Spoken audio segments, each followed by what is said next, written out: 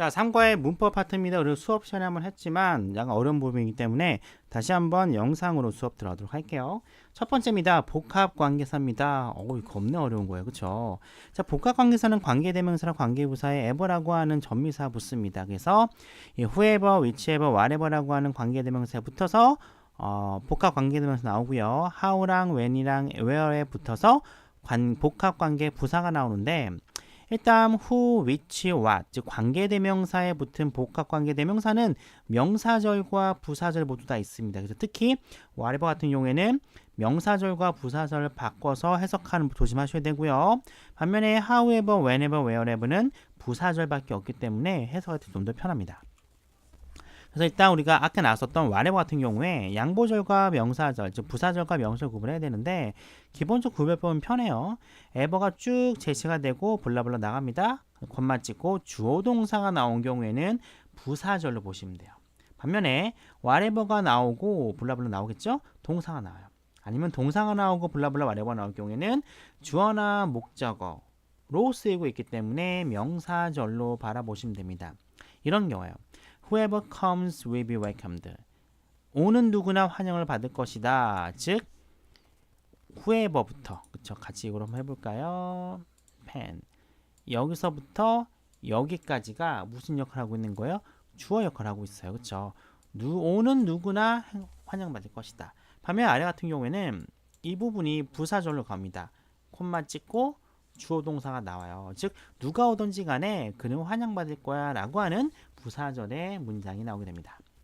특히 이제 what과 whatever 같은 경우는 많이 부딪혀요. 왜냐하면 둘 다 명사절이라고 하는 공통점이 있습니다. 그래서 what절 동사 앞에 동사 뒤에 동사 앞에 동사 뒤에 각각 주어와 주어 목적어와 목적으로 쓰이고 있어요. 이런 점에서 공통점이 있습니다. 근데 what 같은 경우에는 명사절만 되기 때문에 콤마 찍고 조동사가 못 와요. 근데 whatever 같은 경우에는 콤마 찍고 조동사 가능하기 때문에 두 개 구별하셔야 됩니다. 근데 보통은 이제 whatever가 정답인 경우가 훨씬 많다는 기억해 주시고요. 자, 예문 보면은 what과 whatever 나옵니다. 즉 they say 콤마 찍고 나오잖아요. 그럼 뭐로 가야 돼요? 그들이 무엇을 말하든지 간에 나는 상관하지 않은 내용이 되겠죠. 두 번째 볼까요? how랑 however 똑같아요. 콤마 찍고 주어 동사가 나옵니다. 따라서 여기는 부사절이 돼야 되니까 however. 즉 걔가 아무리 멍청하더라도 그는 그러한 걸 안 할 거야. 세 번째 볼까요? 나는 알고 싶어 합니다. how와 however예요. 근데 however는 부사절이 명사절이 안 되죠. 동사 뒤에 나왔기 때문에 목적어 역할이 되는데 목적어 이끌려면 how밖에 안 되네요. 어떻게 당신이 그걸 할 수 있는지를 알고 싶어 합니다. 라는 내용이에요. 자, what과 how도 많이 비교가 됩니다. whatever, how 비교되는데 간단하죠?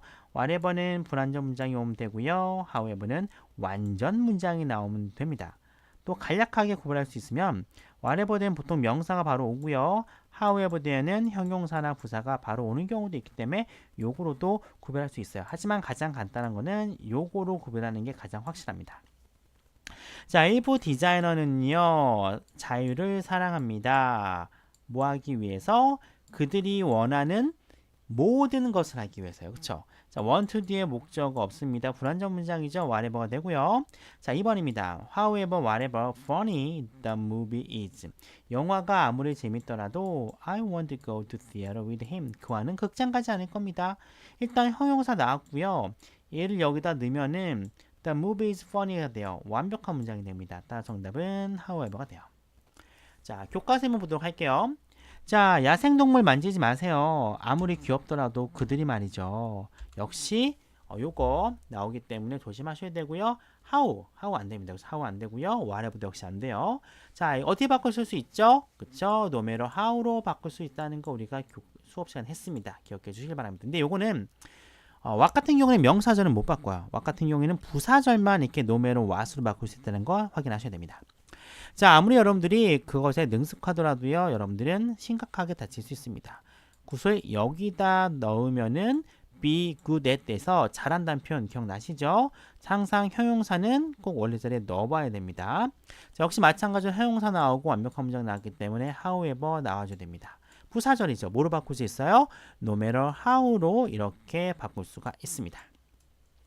자, 교과서 나왔던 겁니다. Hard your life is. 뭐라고 나온다고요? No matter how, 그쵸? No matter how hard your life. 여러분들 인생이 아무리 힘들더라도 여러분들은 전진할 필요가 있습니다.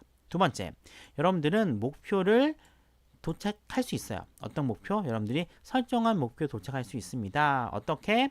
However unreachable it seems. 자, 아무리 그것이 도달할 수 없다 하더라도 여러분 설정한 목표에 도달할 수 있다는 내용이 되겠죠. 자, 세 번째입니다. 자, 키버비드 뭐였어요? 뒤처지지 않다, 알게 되는 표현이죠. 여기서는 그들을 따라잡을 수 없다라고 표현해 주면 될 것 같아요. 그들을 따라잡을 수 없습니다. 어떻게요? However hard she tried.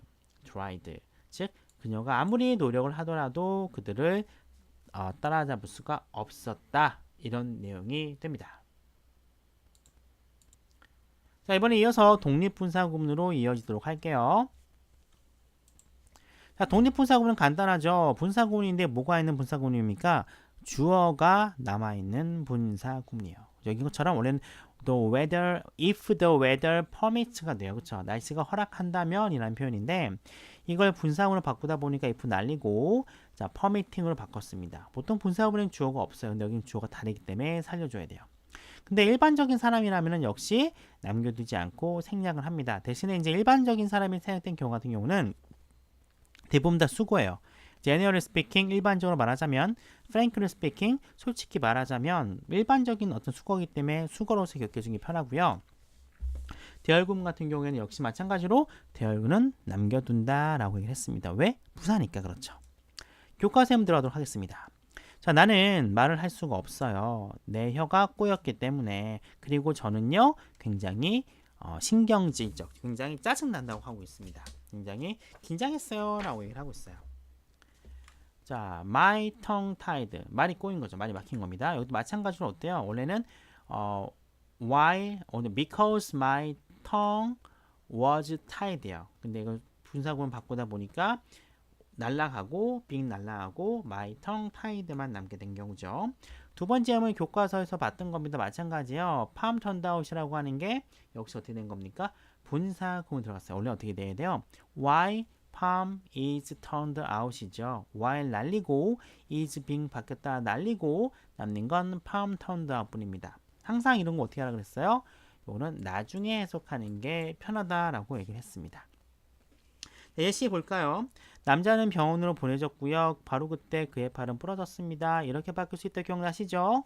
자, 그에 대한 설명이기 때문에 맨 뒤에 붙여도 돼요. 이렇게 붙여도 되고요. 아니면 문장 맨 뒤에 이렇게 붙여도 상관없습니다.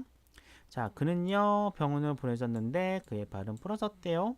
그 남자 그의 팔은 부러져서 병원으로 보내졌어요. 상관이 없습니다.